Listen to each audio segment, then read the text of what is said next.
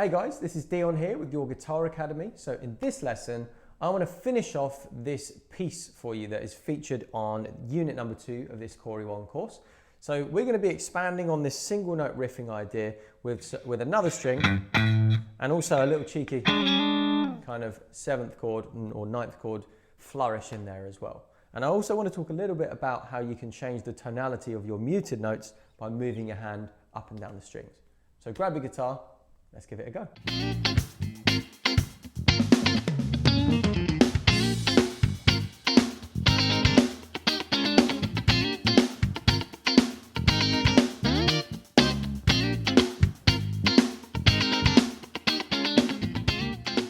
If you just joined us, please don't forget to head over to the website where you can get all of the additional course materials, including the handbook, any tabs, any backing tracks and chord diagrams as well. Also, please don't forget to like and subscribe and leave us a comment as well. It really helps us out to hear how you've been getting on with the courses, and any questions you have, we will definitely get back to you. So let's just further this idea. So you'll hear on the playthrough, it actually features this every other time. So what it would sound like with these two notes is this.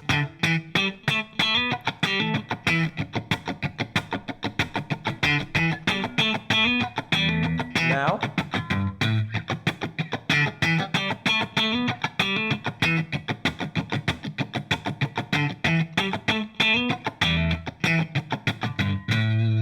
okay, so let's look at what's going on there. So first I want to count it. So we have 1 and 2 and 3. So let's do that again. 1 and 2 and 3, 4, 1, 2, 3, 4. 1 and 2 and 3, 4, 1 and 2 and 3. Okay, so that's on and 3, these two notes here. The notes in question, we are back down on the low E string. So we have 3rd fret with our first finger. You see, maintaining that good muting with that fretting hand, should I say, with the index finger curled over the strings to stop any of this stuff. And then the 3rd finger. See, still muting nicely there. The 1st and the 3rd fingers curled nicely over the string. You want to hit those really aggressively with those down strokes. So just take your time getting that in, because jumping across the string like that can be a bit tricky. But let's just do it super slow. So 3, 4, and. Okay, that was our first time. Remember, 1 and 2 and 3, 4, 1 and 2 and 3, and then finish with the mutes.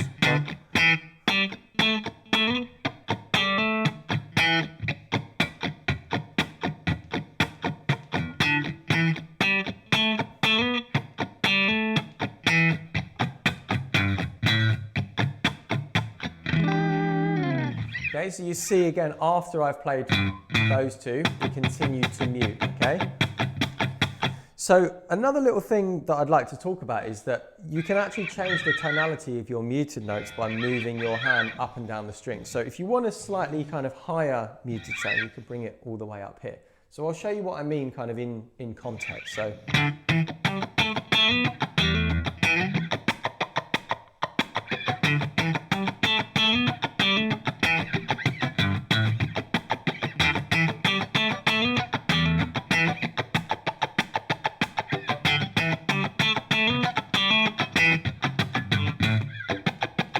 So, you know, obviously it might sometimes feel like you're jumping around a lot there, but it can make a nice bit of difference if you don't want as heavy of a muted sound. It's a bit heavier down here compared to here. Conversely, if you want it a bit heavier, you can go down here. So.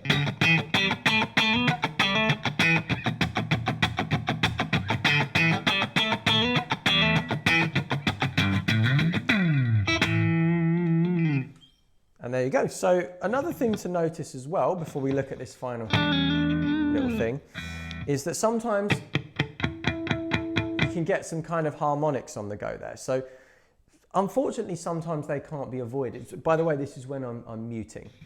Sometimes they can't be avoided, but what you can try and do is, for instance, on the 5th fret, there's loads of harmonics here. So if you're muting sort of over there, if you move up just the tiniest amount, see, we no longer have any harmonics there.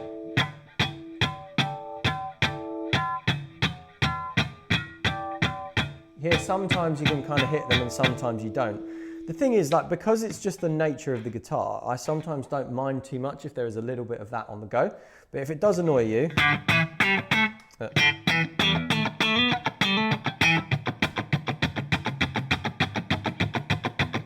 so just so you know, if you've only got one finger on the fret, that's when you start to get harmonics. Whereas if you see, if I lay multiple fingers on there, we kill the harmonics off. So that's a great little tip there if you want to avoid those harmonics with this strumming. Let's take a look at the latter part of this riff, the final part, which is this cheeky little thing here. So I'll play it in context, you can hear what it sounds like. That was the first part. And then got that. And now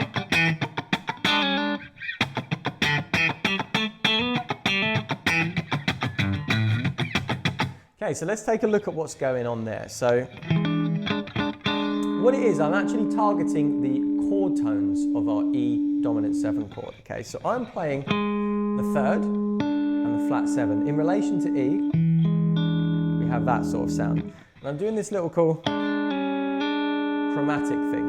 Okay, so the frets are the 6th fret of D and the 7th fret of G. And I use the 1st and the 3rd finger. Okay, and I just get used to the feel of that, picking, moving down, back up.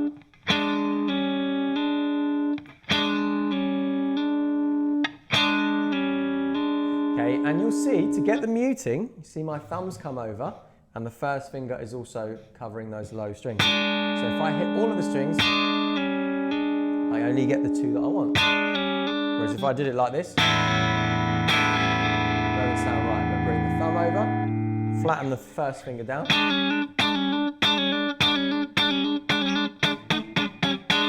Get that cool sound.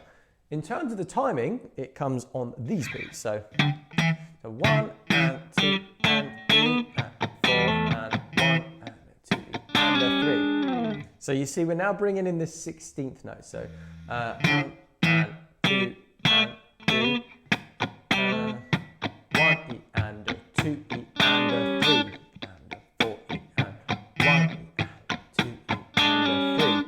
So 2 E and a. Okay, the last 2 16th notes of beat number 2 is where we hit this. Bear in mind, we only strum it once, slide back up. So I'll do it super slow, okay, and you can hear what it sounds like. Let's just go back down to 60 BPM. Here we go. So the full thing. In fact, not the full thing, just this part on its own. So 1, 2, 3, 4.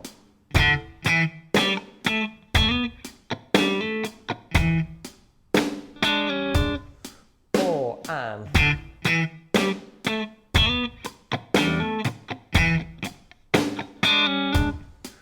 if I count 1 and 2 and 3 and 4, 1 and 2 and a 3 and 4 and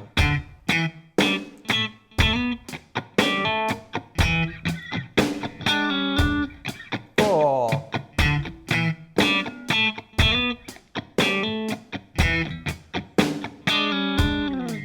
So now, as the full thing in context, it would sound like this. 2, 3, 4, and. Okay, we mute.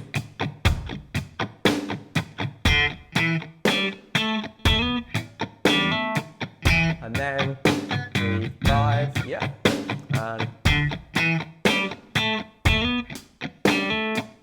And now, and a 3, 4, and then back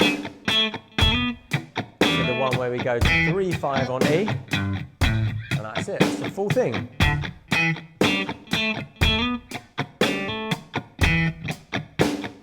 3, 4, and.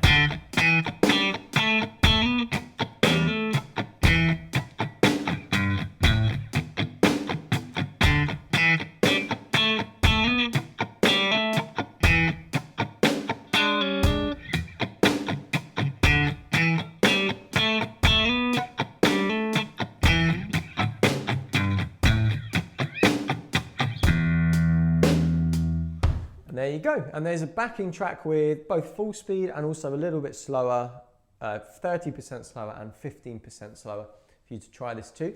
And as I mentioned earlier, on the track there's also another kind of supporting guitar part,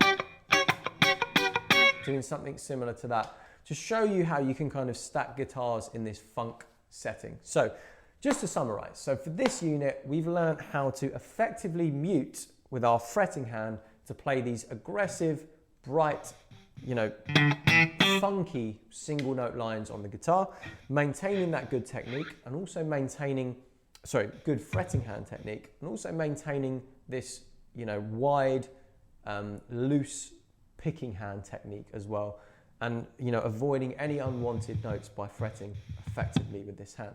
So as a little task, get that together, see how you feel about getting all of those bits and bobs together, following the tab, starting slow with the backing track, break it down bit by bit, gradually increase your, you know, your adding together of the sections, gradually increase your speed, take your time with it, and remember, do not sacrifice good timing and good accuracy to the drums or the backing track in favor of speed. You want to make sure you're really putting in the work at a slow speed to get that solid metronomic action.